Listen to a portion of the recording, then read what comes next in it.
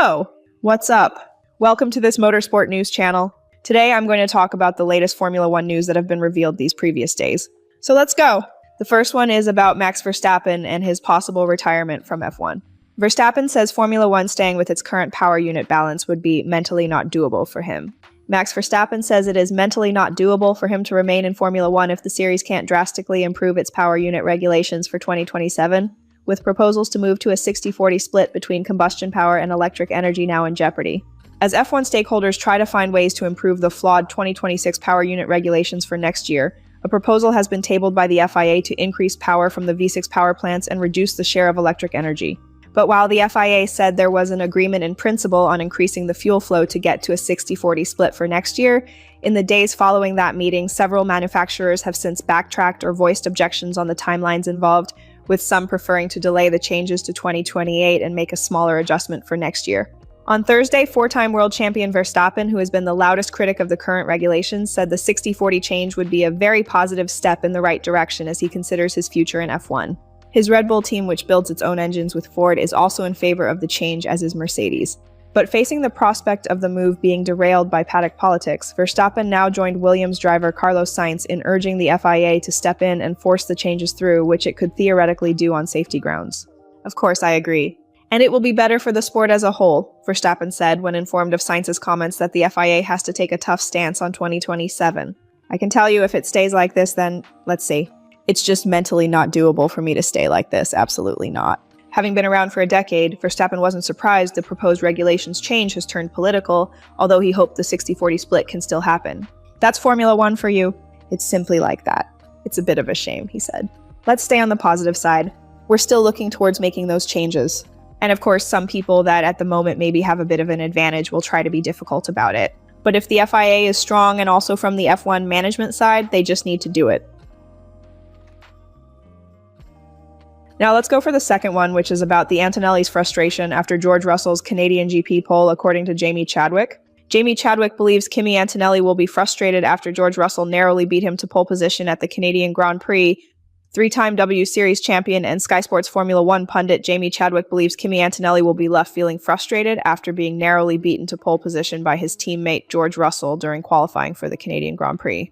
As the clock ticked down to zero in qualifying at Circuit Gilles Villeneuve, Antonelli looks set to take pole position for Sunday's race with a time of 1:12.646. But his experienced teammate, who had already won the sprint race earlier on Saturday, knocked him off the top spot at the last moment with a time of 1:12.578. I don't think George Russell was expecting pole position, Chadwick told Sky Sports F1 after the qualifying session. That whole session was horrible for him. He seemed to have an issue and Kimi Antonelli had a big advantage. It was only really the last lap when it came to him, so I am sure there is a sense of relief and elation.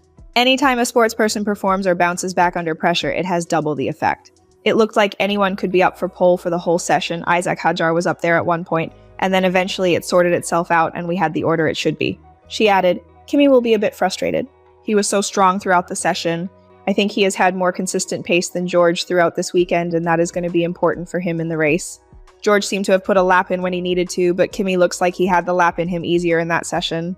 While the Mercedes drivers will take up the front row on the Canadian Grand Prix starting grid, McLaren's Lando Norris and Oscar Piastri will start from third and fourth on the grid, with Ferrari's Lewis Hamilton rounding out the top five.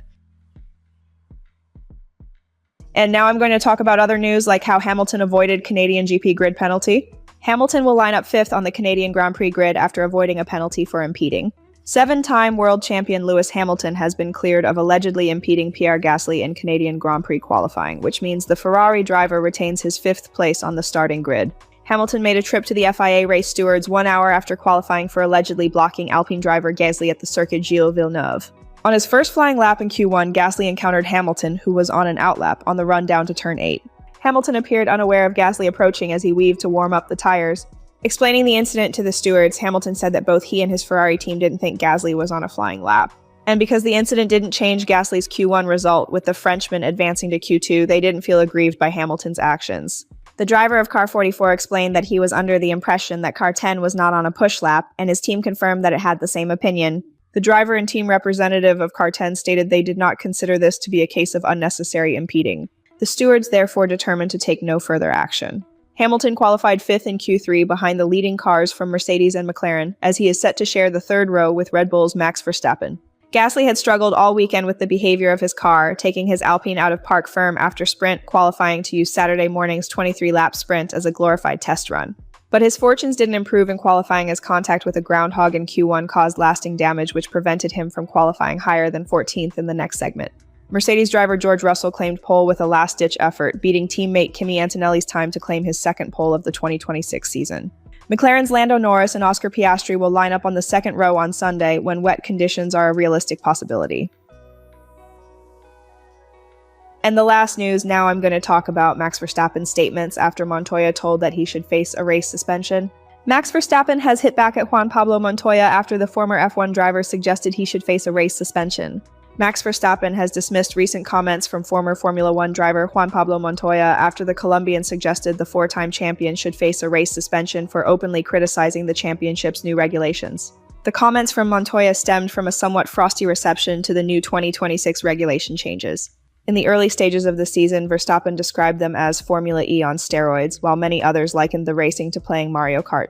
During an appearance on the BBC Checkered Flag podcast following the Miami Grand Prix, Montoya said, "You've got to respect the sport. For me, what the drivers were doing, I'm okay you not liking the regulations, but the way you were speaking about what you're living off in your own sport, there should be consequences for that."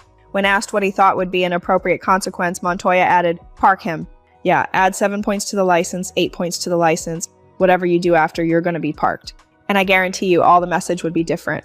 I'm not saying don't be outspoken, but don't come and call an F1 car a Mario Kart. Verstappen was asked about the comments in an interview with De Telegraph. I don't know what his problem is. I also don't care much for someone who talks so much nonsense. I just don't understand why types like that get paid by the management of Formula One, as he sometimes works for them, the Red Bull driver said. Surely you don't want someone like that in the paddock who spouts so much rubbish? I think it's a case of, I say something different from everyone else, so I'm relevant. It doesn't bother me that much. It's his problem. I live my life and won't let it influence me. And the last news, now I'm going to talk about how Mercedes plans to avoid what happened with Rosberg and Hamilton in 2016, and now with Antonelli and Russell. Wolff admitted last year that in hindsight, there was one aspect of 2016 he would have handled differently. However, 10 years later, the Mercedes boss has to apply a different lesson from the past. For once, the conversation in the Gilles Villeneuve paddock was not about batteries or energy management. Instead, the focus was firmly on the on-track action. During the Formula One sprint race for the Canadian Grand Prix, the battle between Kimi Antonelli and George Russell flared up for the first time. The young Italian attempted a move around the outside at turn 1, but was forced onto the grass when Russell closed the door. It left Antonelli frustrated as he argued that he had his mirror alongside Russell. However, when it comes to overtaking around the outside, the FIA's racing guidelines do not focus on mirror overlap, but on the position of the front axle. The FIA document explicitly states that overtaking on the outside will always be viewed as a more difficult maneuver to accomplish, precisely the view Russell shared post-race. As kids in karting, we know that there's a certain element of risk that comes with overtaking on the outside. They are amazing overtakes when they come off, but the chances are quite slim. More important than determining exactly who was right is how this affects the internal battle at Mercedes and how Toto Wolff chooses to handle it. Antonelli was frustrated behind the wheel to the extent that Wolff felt compelled to come on the team radio twice.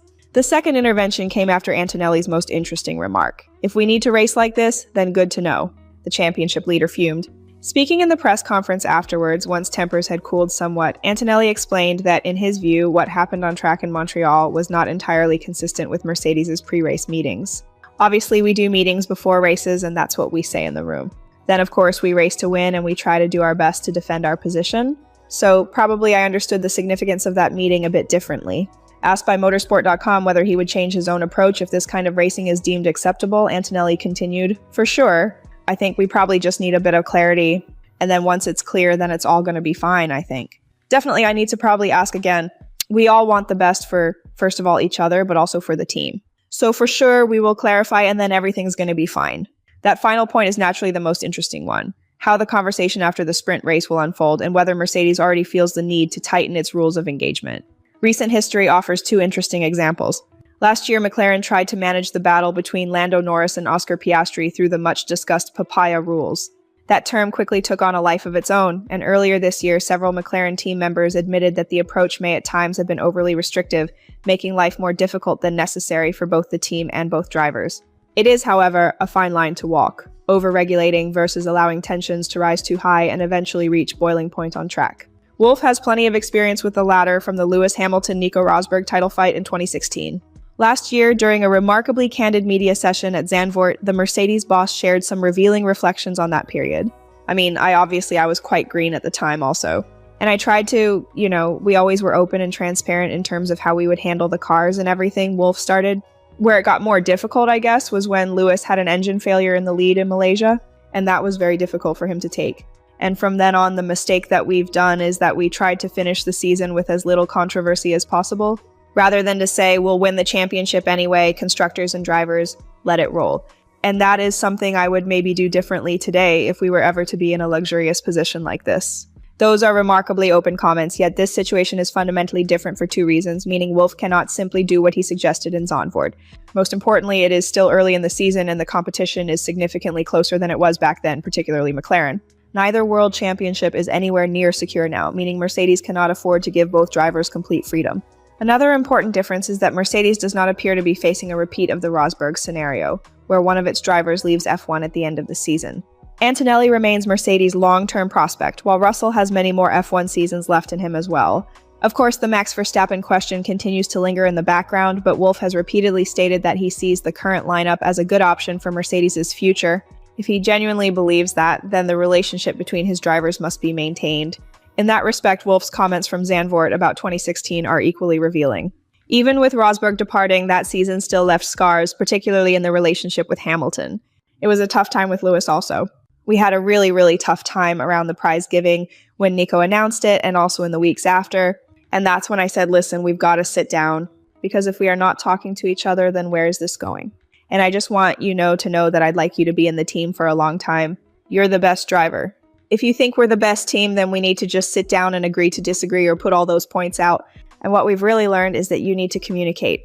That lesson applies again today, starting with the clarity Antonelli is asking for, and then ensuring that the relationship between the two drivers remains healthy, even with the eyes on the biggest prize. The competitive picture is different from 10 years ago, which means Mercedes must keep a firm grip on the situation, although the level of freedom it can afford its drivers might change later in the year. But for now, the team must keep control in a way that both drivers can accept, for which clarity is indeed key. It is not only important for the present, but even more for what may be at stake if the title fight intensifies later in the season. One emergency measure would be to threaten drivers with having to pay for the damage themselves, just as Mercedes did in 2016. For now, however, Wolf can laugh about that possibility and prefers constructive talks over financial punishments. Well, we haven't needed that option for a long time, but now I'll have to come up with something again. The Austrian laughed. And finally, we're going to talk about the Behrman's F1 new rules opinion. Recently introduced tweaks to the rules on electrical energy harvesting and deployment haven't made the process of getting a 2026 car around the lap any simpler. It's said that meetings are where minutes are kept, but hours are lost. One lesser documented but still painful consequence of the 2026 Formula One regulations has been the need to map out exactly how the limited quantity of electrical energy can be deployed and recharged to achieve the so-called optimal lap. And that naturally requires a meeting, albeit perhaps unusually a productive one. Since the energy store on an F1 car has a capacity of 4 megajoules, but the rules permit between 6 and 9 MJ to be deployed per lap depending on the circuit, the car is continuously either expending electrical energy or harvesting it. Ahead of each Grand Prix, the FIA publishes a document which not only lays out headline figures such as the deployment limit, but also drills into minutiae such as the low power zones, where harvesting is restricted to avoid large differences in closing speeds between cars. There is an optimal balance to be found in identifying areas where drivers can minimize speed lost by harvesting, and where the available electrical boost can be best deployed to improve lap times. This obviously differs from circuit to circuit depending on the ratio of straights to corners, the length of those straights, and the radius of the corners. It's a lot of numbers on a sheet, Oliver Behrman told media including motorsport.com. And actually, with distances of the lap as well, it's a bit confusing. Luckily, we have a good group upstairs who are translating that for us mortals and sort it out. But yeah, it's a lot more stuff to go over. And for example, now we have a dedicated half-hour, 45-minute PU meeting every weekend, which we would never even think of having last year because it was so straightforward.